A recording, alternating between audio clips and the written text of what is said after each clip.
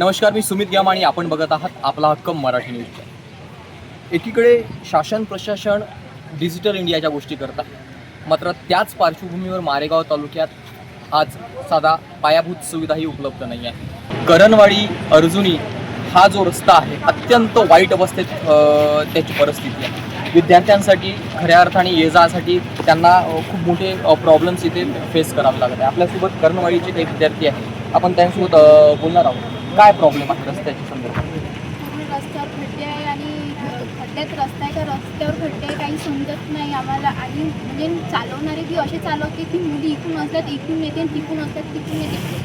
कोणीकडून चालवते समजत नाही आम्हाला. असं वाटते की आम्ही रॉंग साईडनं चालतो की राईट साईडनं चालतो. प्रशासन या संदर्भात लक्ष देऊन नाही राहिलं का? तुम्ही कितीदा निवेदन दिले तुमच्या गावकरीने तुम्ही वगैरे? चार वेळा निवेदन देऊन पण कोणताच ॲक्शन नाही.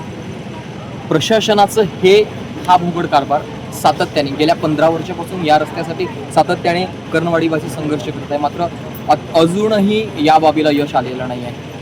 मग सामान्य माणसांनी प्रश्न कोणाकडे मांडावे हा खरा तर सगळ्यात मोठा प्रश्न आज इथे उपस्थित होता. आता हे बघणं अत्यंत महत्त्वाचं होणार आहे की आता तरी हे शासन प्रशासन किंवा संबंधित लोकप्रतिनिधी या अत्यंत महत्त्वाच्या बाबीकडे लक्ष करते की नाही करते. बघत रहा आपला हक्क मराठी चॅनल, आवाज आपल्या हक्काचा, शोध सत्याचा.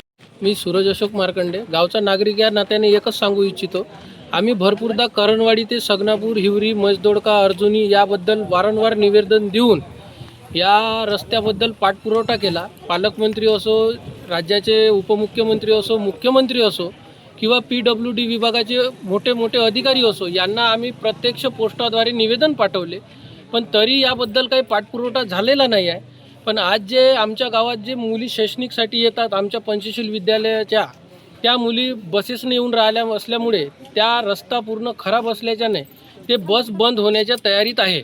आणि बस बंद झाली तर मुलींचं शैक्षणिक पूर्ण घरी बसल्याशिवाय राहणार नाही आणि ह्या मुली ये जा करण्यासाठी यांना दुसरा पर्याय नाही आहे. त्याकरिता आम्ही तहसीलदाराकडे निवेदन देण्याकरिता आलेलो आहोत. आमचा हा रस्ता जर लवकरात लवकर पूर्ण जर नाही झाला तर आम्ही याच्या पुढचा इशारा आमचा उपोषणाचा किंवा म्हणा किंवा चक्का जामचा म्हणा याबद्दलचा राहील. ठीक आहे. तर या रस्त्यामुळे सर आमच्या विद्यार्थ्यांना बाहेरगावून येणारे जे विद्यार्थी आहेत त्यांचं शैक्षणिक नुकसान होण्याचं कारण की त्यांना दररोजचं येणं जाणं हे फार कठीण होत आहे. रस्ता वाटत नाही आहे, तो संपूर्ण खड्डे झालेले आहे. वाहनं कुठून टाकायचा हा प्रश्न आहे. आणि या येणाऱ्या ज्या मुली आहेत या मुलींना त्यांच्या म्हणजे एक प्रकारचं त्यांना दररोज घरी गेल्यावर शारीरिक वेदना होत आहे. आणि त्या परिसरामध्ये राहणारे जे लोक आहेत त्या लोकांना मारेगाव असल्यामुळे, तहसील मारेगाव असल्यामुळे दररोजचं दैनिक कामासाठी येण्या जाण्यासाठी त्यांना अतिशय त्रास होत आहे. आणि मॅक्झिमम लोकांना स्पॉन्डिलायसिस, सर्वायकल पेन आणि या शारीरिक वेदनांनी पीडित होत आहे. त्याच्यामुळे या प्रश्नाकडे सरकारने लक्ष घालून या प्रश्नाचं निवारण करावं अशी आमची कळकळीची विनंती आहे. किशोर दारुंडे, पंचशील विद्यालय नवरगाव या व्यवस्थापन समितीमध्ये आहे. माझं असं म्हणणं आहे का सर, हा रस्ता 2-3 निवेदन होऊनही या प्रशासकांनी म्हणजे या रस्त्याकडे लक्ष दिलं नाही.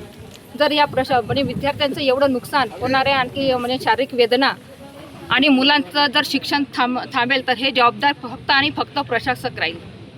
एवढंच बोलते सर. आणि जर ह्या 8-10 दिवसात जर लक्ष दिलं नाही तर आम्ही आंदोलन केल्याशिवाय राहणार नाही सर. नमस्कार, मी शोभाताई पुंडलिकराव नक्षेने.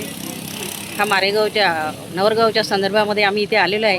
ह्या ज्या मुली बाहेरगावून खेड्यावरून येतात त्या माझ्याकडे बरेचदा चक्र मारत होत्या की काकू आम्हाला बरोबर जाता येत नाही, येता येत नाही, तर या रस्त्याचं थोडं नियोजन केलं पाहिजे किंवा काही केलं पाहिजे. त्या उद्देशानं आम्ही इथे तहसीलदाराकडे निवेदन द्यायसाठी आलो आहे.